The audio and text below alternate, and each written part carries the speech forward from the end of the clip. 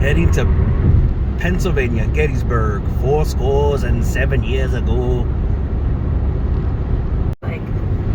Don't know if you can tell, but I'm on my way to Pennsylvania, and I think it's snowing a little bit. It's really, really windy, so I probably shouldn't be recording. I'm about 45 minutes away from Gettysburg. Don't know if you can tell. It's snowing. Partially. It's actually not that cold. It feels like it's probably like 40 or 50. Starting to look very Pennsylvania Dutch. No Mennonites yet, but we'll get there. We'll get there.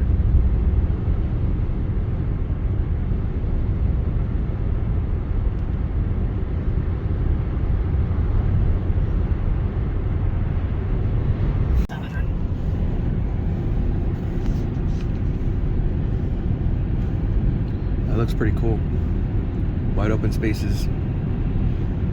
Still in Maryland, not Pennsylvania yet. There's our first one. There's our first one. I have to like slow down because there's people on the other side and I don't want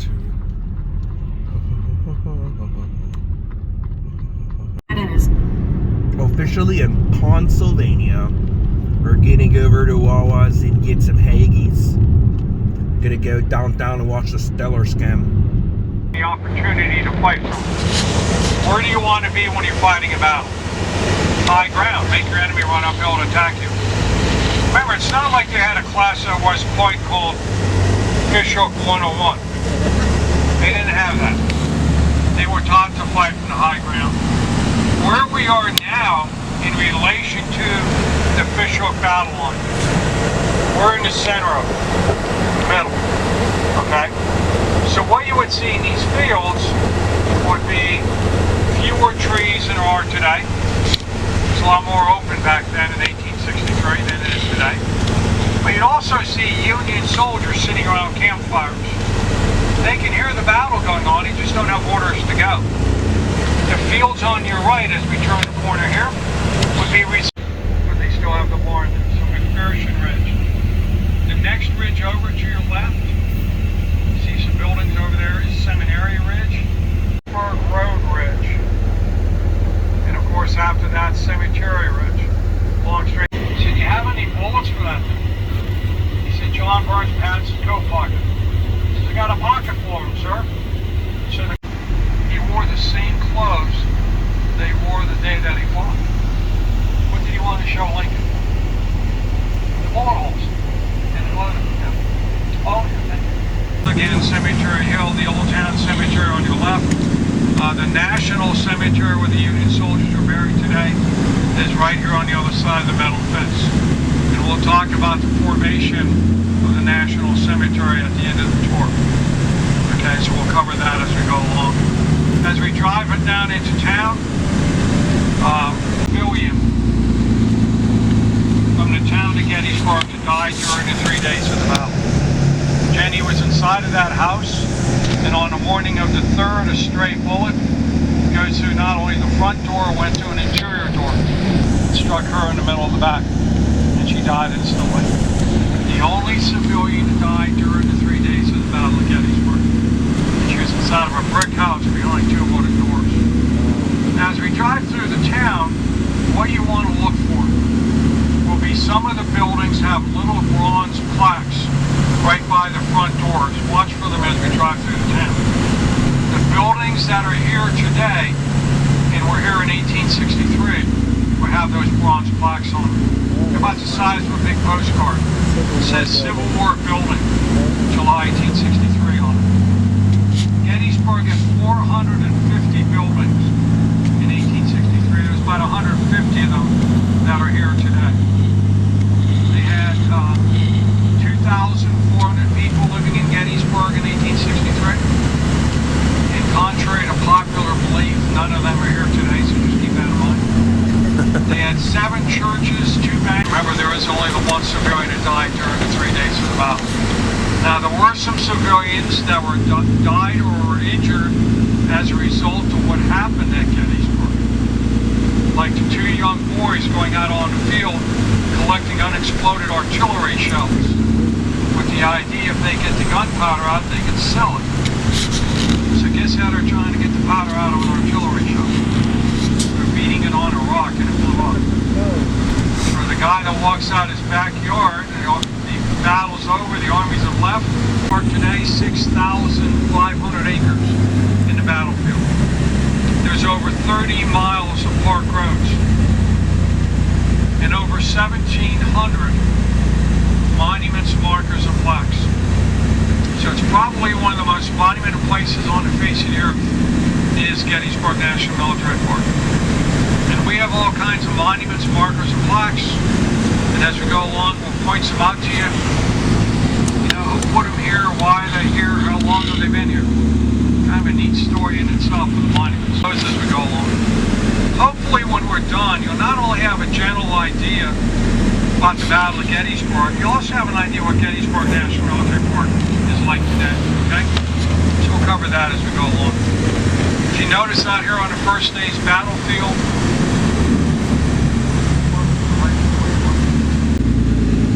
like Gettysburg are down to 250 to 400. 10 companies of 100 men make up a regiment of 1,000.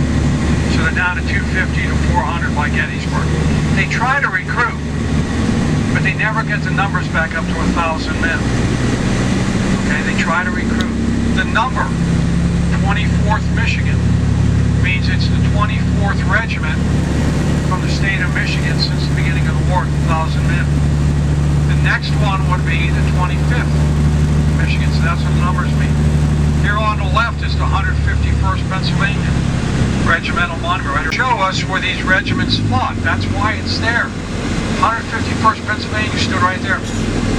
Came back for their reunions in the 1880s and early 1890s, and they brought the monuments with them, and they put them on the battlefield to show you where they fought. What could be any neater than that? Guys that fought here.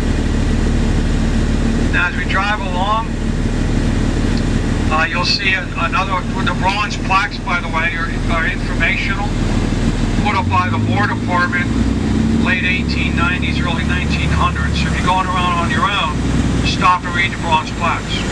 Give you a little information. Anytime you see a monument with an upturned cannon barrel on it, watch here on the right, you'll see one approaching from behind monuments, or the soldier standing on the monuments face the enemy. So if you're going around on your own,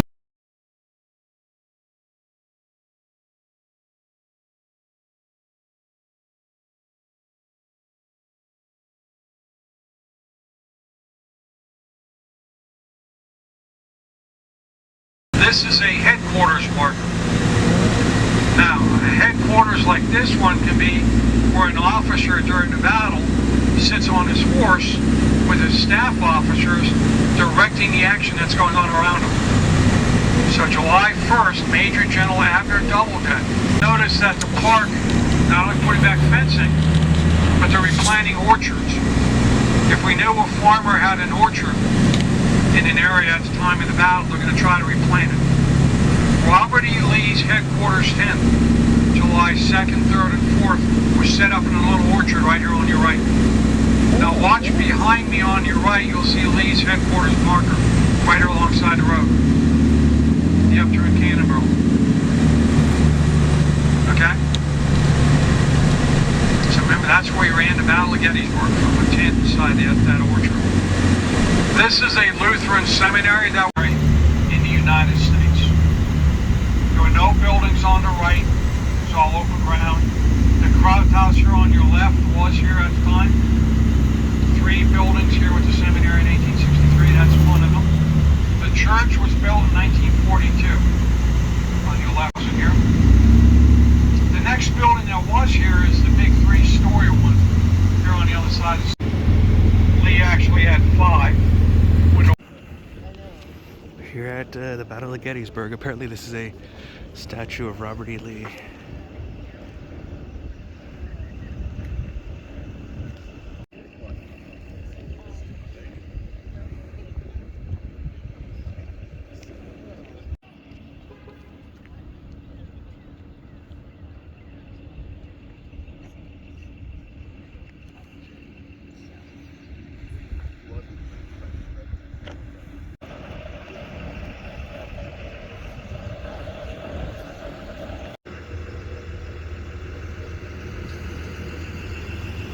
night of the 1st.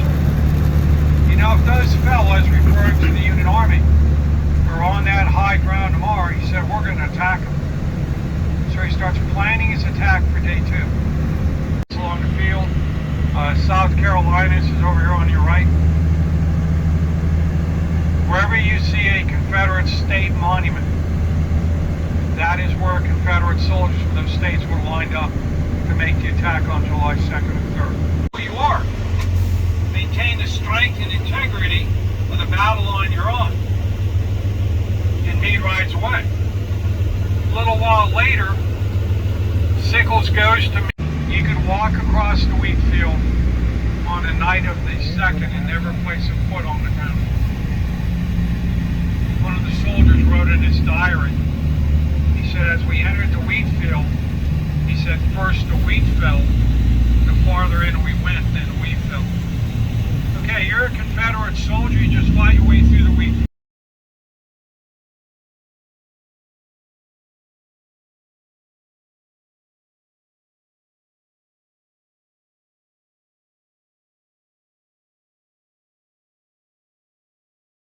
Big green water tank. That water tank sits on top of Cemetery Hill. Remember, that's where the Union soldiers retreated to. So this is Confederate artillery lined up here on July. Now as we turn the corner, if you notice, we'll start going downhill to Cemetery Ridge. So Cemetery Ridge is that tree line off to your left front. You can see some monuments off in the distance. So that's where Meade wants Sickles. Sickles doesn't like the position. Remember, he's looking uphill at the Emmitsburg Road. He can't see anything on the other side. So he goes to General Meade and asks for permission to take his 10,000 men and move them out to the Emmitsburg Road. It is too steep, it's too well defended. The tide in the Battle of Gettysburg starts to turn in favor of the Union Army as it's getting dark on July 2nd. The Confederates have made it to Little Round Top. Remember, he moved out to the road without permission. Meade would have been the one to file the paperwork. The battle was over. Somebody asked me, what are you going to do with Sickles? Going from Gettysburg. And you'll see it on display. Now, if you look to your left, you can see how far out Sickles moved. The red barns, the white fences, that's the Emmitsburg Road. That's how far out he moved. It's a mile. But you can see what Meade was trying to tell Sickles. Stay here. Your artillery can dominate those fields. When the Confederates cross the road, they're going to be under artillery fire. Right is the largest one on the battlefield. It is the Pennsylvania State Monument. The bronze plaques at the bottom has the names of every Pennsylvania soldier that fought here at Gettysburg. There's 34,500 names on the bronze plaques.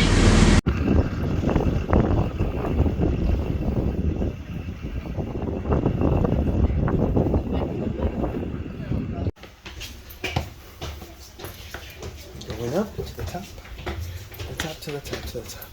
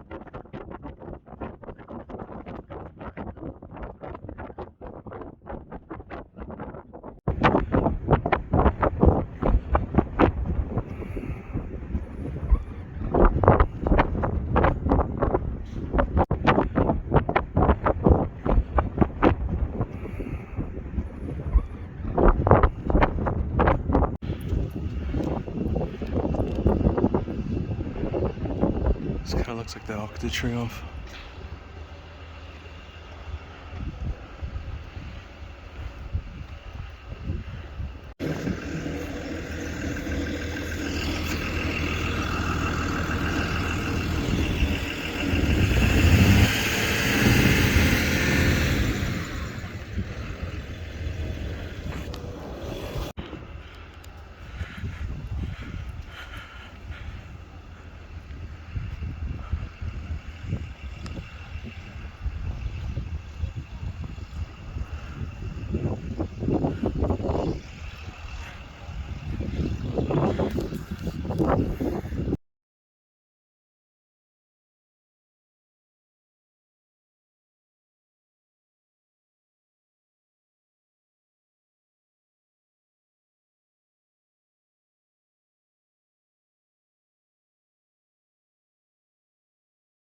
Behind me to shore up the ends. So where does he think the weakest spot is on July 3rd? Middle. And we know that's not true. Where did Meade get the reinforcements from? Middle of the fishhook. He never touched the battle line. So 1 o'clock in the afternoon, July 3rd, 150 from Seminary Ridge. If you look on the left, that tree line on your left is Seminary Ridge. Matter of fact, we were just over there. If you keep watching, you'll see the Virginia Monument. Remember the one with Lee on top? Some of you got pictures of it. Straight across. On his horse, Baldy, B-A-L-D-Y. You know, Baldy, the horse, was either shot or hit by shrapnel during the Civil War 14 times. And Baldy outlived General Meade. Meade dies in 1872. They put Baldy to sleep in the 1880s. Kind of old and decrepit. And for a while, Baldy's head was mounted on a plaque hanging in a Civil War museum in Philadelphia. So I don't know, I kind of lost track of what happened to Baldy's head, where it is now. They have Baldy's head someplace. So by the end of October of 1863, the governor of Pennsylvania buys the land up here on your right, go side the stone wall, and they're going to start to remove the Union bodies from the field, and they're going to transfer them over to the cemetery, National Cemetery over there on your right. Transfer to the cemetery. They were allowed to move left out on the field in the shallow graves for 9 years before they were removed. And by that point, there wasn't much left except for bones. Putting the bones in the large crates, shipping them off to some of the big cemeteries. In Gettysburg, the battle had 51,000 casualties, killed, wounded, captured, missing. 7,000 again died outright during the battle. Another 4,000 died from the war. To West Virginia, but I gotta go through Maryland again, and then I think eventually I'm gonna go, obviously, again to West Virginia. So I'm driving to West Virginia, cross that one off my list.